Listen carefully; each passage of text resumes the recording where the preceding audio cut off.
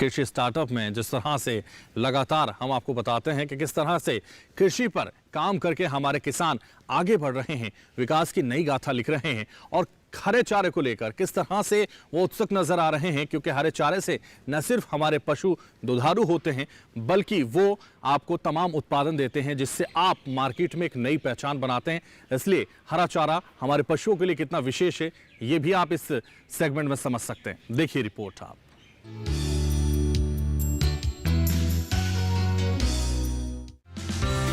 हरे चारे में 65 से 70% तक नमी होती है।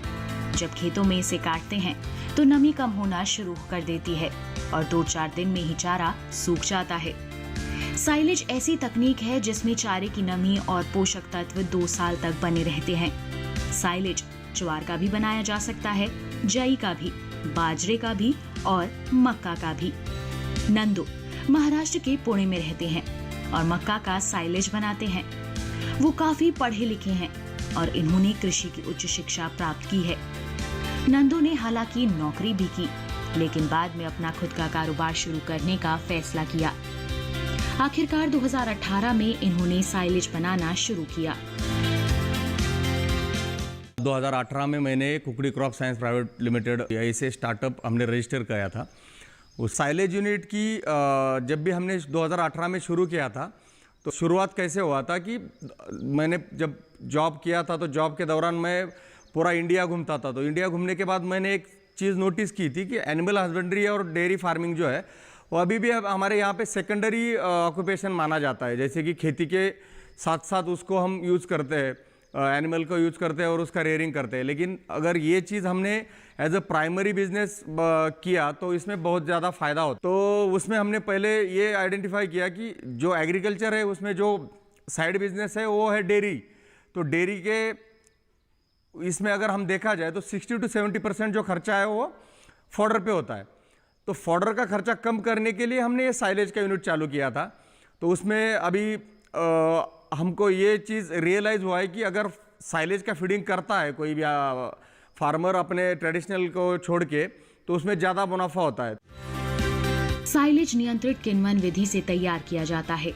इसमें सबसे पहले चारे की कुट्टी काटी जाती है और फिर उसे हवा की अनुपस्थिति में किण्वित किया जाता है। ऐसा करने पर लैक्टिक अम्ल पैदा होता है। यही लैक्टिक अम्ल चारे को लंबे समय तक सुरक्षित रखने में मददगार है। कमाल की बात तो ये है कि चारे में मौजूद जीवाणु ही किण्वन का काम करते हैं। नंदू का कहना है कि साइलेज साधारण चारे से कहीं बेहतर है। साइलेज है वो पूरा फर्मेंटेड होने की वजह से आपको 50% की जगह 100% पैलेटेबिलिटी मिलती है। तो अगर आप कच्चा चारा आप उसको खिलाते हो तकरीबन 40 to 45 kg, और यहाँ पे आप उसको अगर 20 kg भी खिलाते हो तो उसकी जो न्यूट्रिएंट की डिमांड है या उसकी फीड हंगर है उसमें से कंप्लीट हो जाती है। उसमें अगर टेक्निकल देखा जाए तो जानवर को ये पैलेटेबल मतलब फर्मेंटेड चारा खिलाया जाए तो उसको एज इट इज़ वो कंज्यूम करता है।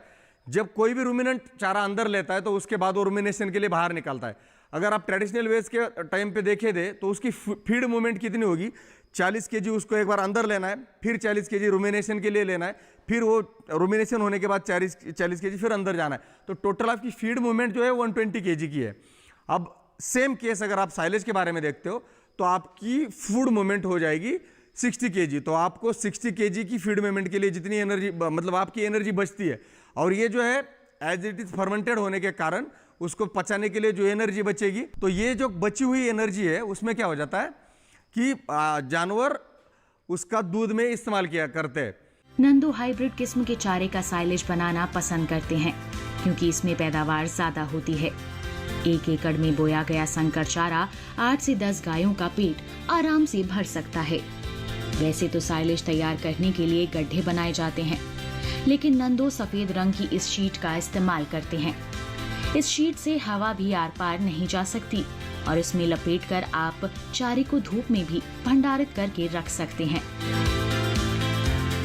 सेंट्रल गवर्नमेंट की RQR रफ्तार की जो स्कीम है उसमें हमने अप्लाई किया था।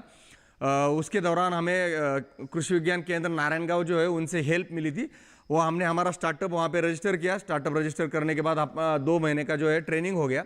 ट्रेनिंग के बाद हमें गवर्नमेंट ऑफ इंडिया का एग्रीकल्चर मिनिस्ट्री का हरकी रफ्तार का जो है उसमें फंड मिल गया था। तो दो प्रकार के उसमें एक होता है, एक तो सीड फंड होता है और एक जो है वो जब आप बाद में जो स्टार्टअप ऑलरेडी इस्टेब्लिश है उसको एक्सपेंशन करने के लिए फंड होता है। तो एक आइडिया स्टेज पे जो स्टार्टअप होता है उसमें 5 लाख की फंड होती है, और जो स्टार्टअप ऑलरेडी सेट है जिसको एक्सपांड करना है, मार्केटिंग या कुछ और मशीनरी खरीदनी है, तो उसके लिए गवर्नमेंट आपको 25% ग्रांट इन ऐड देता है। तो अभी फार्मर को हम अपना तरफ से इनपुट्स देते हैं, मतलब हाइब्रिड सीड देते हैं, मशीनरी की उसको सर्विस देते हैं ताकि उसका जो भी हार्वेस्टिंग है वो फास्ट हो जाए। और यहाँ पे उसको जितना चारा चाहिए वो खुद रख लेता है, उसमें से जो बचा हुआ चारा है हम अपने पास लेके फिर मार्केट में बेचते। अभी बरसात का मौसम है और इस मौसम में बहुत बड़ी मात्रा में हरा चारा उपलब्ध रहता है। किसान इसका साइलेज बनाकर सुरक्षित रख सकते हैं। बाद में जब हरा चारा उपलब्ध नहीं होगा तो इसका इस्तेमाल किया जाएगा। वैज्ञानिकों का कहना है कि वो दुग्ध उत्पादन से जुड़े किसानों को इस बात के लिए प्रेरित कर रहे हैं कि वो अपने दुधारू पशुओं के लिए खुद साइलेज तैयार करें। इससे उनकी लागत में कमी आएगी और दूध का उत्पादन भी बढ़ेगा। जब भी हम पशुपालन करते हैं तो पशुपालन में उनका रेशन बैलेंसिंग होना बहुत ही ज़रूरी है, और ये रेशन बैलेंसिंग होने के लिए हमने सबसे अच्छा फार्मर्स को पर्याय उपलब्ध करके दिया कि वो अपने खुद के फार्म पे साइलेज बनाए। साइलेज बनाना बहुत ही आसान तरीका है। Green fodder as a green conservation करने का सबसे आसान, सबसे इजी ये तरीका है। इसमें हम क्या करते हैं, हम एग्जांपल मक्के का लेते थे। मक्का जब भी मिल्किंग स्टेज में आता है तब हम उसका हार्वेस्टिंग करके लाते हैं, फिर हम उसका छोटा छोटा चाप कटर के हिसाब से चॉपिंग करते हैं, और जब भी हम वो चॉपिंग करते हैं उसके बाद में हम वही हरे चारे को किसी बैग में या किसी बेल में हवा बंद करके रखते हैं। उसको एयर टाइट रखने से वो चारा ग्रीन ही रहता है। साइलेज अभी बहुत जगह पे बन रहा है।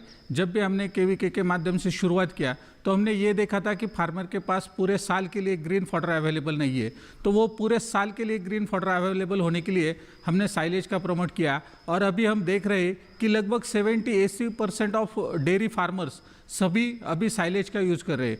हमारे मित्र है नैनदेव जी अतकरी जो यंग फार्मर्स है, उन्होंने इसी बात को देखते हुए उन्होंने अपना खुद का ये साइलेज प्रोडक्शन यूनिट शुरू कर दिया। नंदो की साइलेज यूनिट से किसानों को भी फायदा हो रहा है। किसान उन्हें हरा चारा बेचकर अतिरिक्त आय प्राप्त कर रहे हैं। इसके अलावा उनकी यूनिट में कम से कम 25 से 30 लोगों को रोजगार मिल रहा है।